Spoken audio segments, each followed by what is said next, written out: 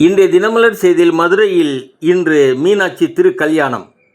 கல்லுக்கான தடை அரசின் கொள்கை முடிவு சம்பந்தப்பட்டது என தமிழக அரசு தரப்பில் உயர்நீதிமன்ற மதுரை கிளையில் தெரிவிக்கப்பட்டுள்ளது. தமிழக அரசு தரப்பு வழக்கறிஞர் மகாராஜன் கூறுகையில், கல்லில் கலப்படத்தால் உயிரிழப்பு ஏற்பட வாய்ப்புள்ளது. அரசின் கொள்கை முடிவு சட்ட நடைமுறைகளை பின்பற்றி ஏதான் தடை என அரசின் பதில் மனுவை தாக்கல் செய்தார் அந்த வழக்கறிஞர்.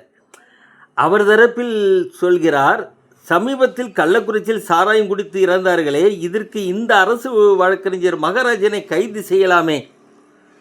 கொடைக்கானலில் தமிழக முதல்வர் ஓய்வு. இந்த பாதுகாப்பு பணியில் போதையில் மிதந்த 3 போலீசார் இதனால் இடமாற்றம் செய்யப்பட்டுள்ளனர். தேன்கனிக்கோட்டை அருகே 17 வயது சிறுமியை கடத்தி சென்ற முஸ்லிம் வாலிபரை கைது செய்யாமல் போலீசார் மெத்தனம். லவ் ஜிகாத் நடக்கும் முன் மகளை மீட்டு தர கோரி